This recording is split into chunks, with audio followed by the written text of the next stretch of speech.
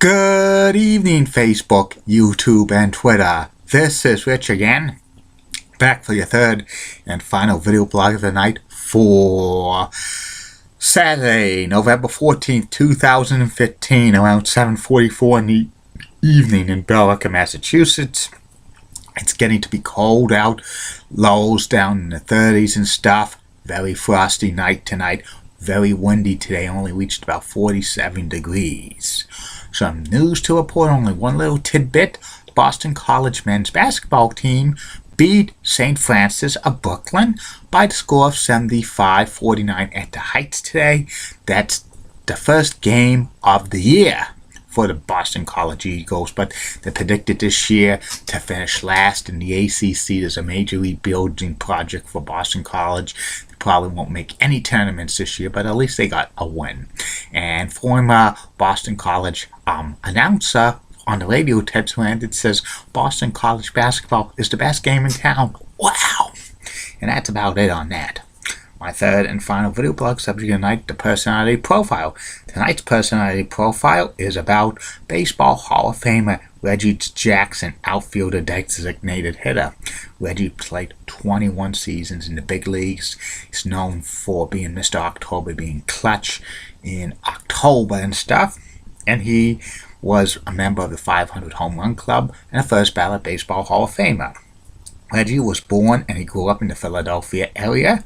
He's part African American, part Spanish. His father played in the Negro Leagues and stuff. And when he was in high school, he played baseball, football, basketball, and track and field. And he played football despite having a lot of injuries, like he had a couple of leg injuries, a couple of back injuries. Those injuries could have meant the end of Reggie Jackson's sports career, and was one that was so serious that he could have been like crippled for life. And he was recruited heavily by a lot of schools, including Alabama, Georgia, and Oklahoma, for football because he was a good football player. He went to Arizona State University on a football scholarship, but after 1 year he moved to baseball because it was pretty good at baseball. Was a very great baseball player. He hit a home run out of Phoenix Municipal Stadium. Was the first player to do that, playing for Arizona State University. The Kansas City A's drafted Reggie Jackson in the first round of the 1966 Major League Baseball amateur draft, second overall pick, and Reggie only played 1.5 years in the minor leagues. And he got called up to the big leagues by the Kansas City A's on June 9th, 1967. And he played 21 seasons in the big leagues. He spent 9 of them with the Oakland A's. He was part of the Oakland A's dynasty, 1972, 73, 74. During his tenure with the A's, he wore number 9. But he was kind of a hothead when he played for them. And then he played for the Orioles for a year in 1976. Then in 1977, through the free agent re-entry draft, the Yankees selected Reggie Jackson, and he had switched from number 9 to number 44 because somebody else was wearing number 9 for the Yankees, Greg Nettles, who we get a video blog Tuesday. It's a spoiler. And Reggie played 5 seasons for the Yankees. He was Mr. October. He was the star that stirs the drink. He got a candy bar named after him. 1977, he hit 3 home runs in the Game 6 of the 1977 World Series, and he won World Series MVP. He also won another championship for the Yankees in 1978, back-to-back. Made another World Series in 1981. He ended his career going to the Angels for 5 years when he hit his 500th home run. Was strictly a designated hitter at that point. And then he retired with the A's in 1987 and stuff. Some of the remarkable stats that Reggie Jackson had over his 21 big league seasons. 14 times he made the All-Star team. Played in 5 World Series. No, played in 6 World Series, 5 times he was a World Series champion, twice he was World Series MVP, 16 times he had 20 or more home runs in a season. 6 times he had 100 RBI seasons. 5 times he had 150 hits a season. 4 times he stole 20 or more bases in a season. And 18 times he struck out 100 times, because he struck out a lot of times during his career.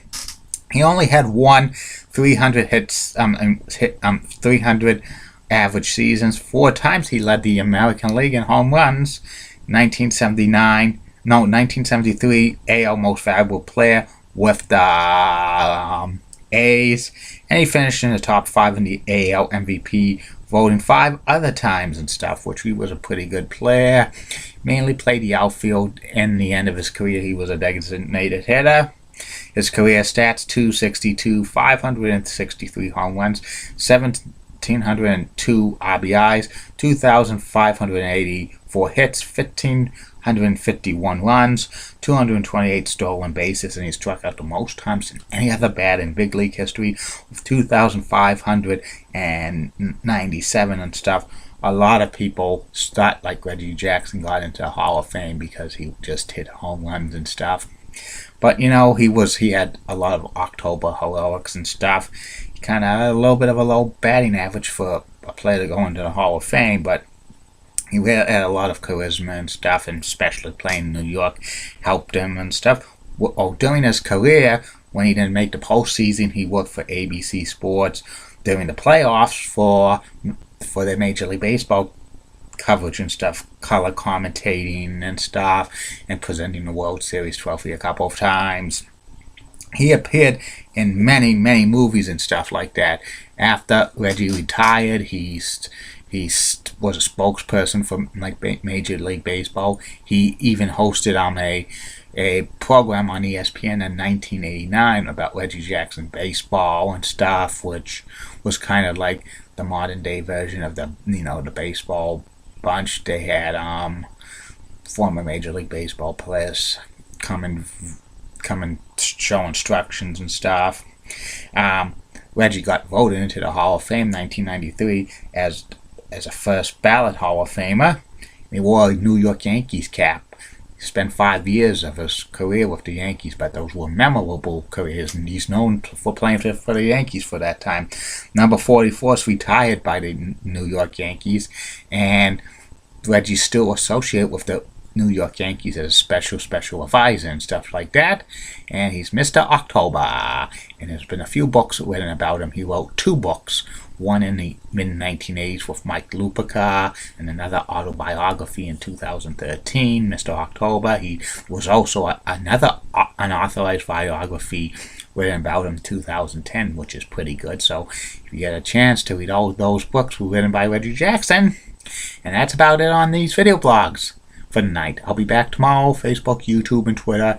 You'll get 3 more video blogs. First video blog will be about the top 10 sports athletes ever to wear the number 10. Then I'm going to start off with my reviews of WWE Survivor Series, because they're starting next Sunday is the pay-per-view. I'm going to start out with the first Survivor Series, 1987, from Richfield, Ohio. And the third and final video blog of the night will be about former Yankees pitcher Ron Guidry. Keep calm, everybody. And I'm a Julie Brennan guy. Molly Rosenblatt of Fox 35 rocks, and she has nice legs. Elizabeth Hart is so stunning, and she also has nice legs. Amy Swansea rocks. The nicest legs in the world are owned by Heidi Pratt. And in the words of Vince McMahon in Survivor Series 1998, it wasn't Vince McMahon who screwed the people. It was the people who screwed the people. Good night, everybody. See you tomorrow.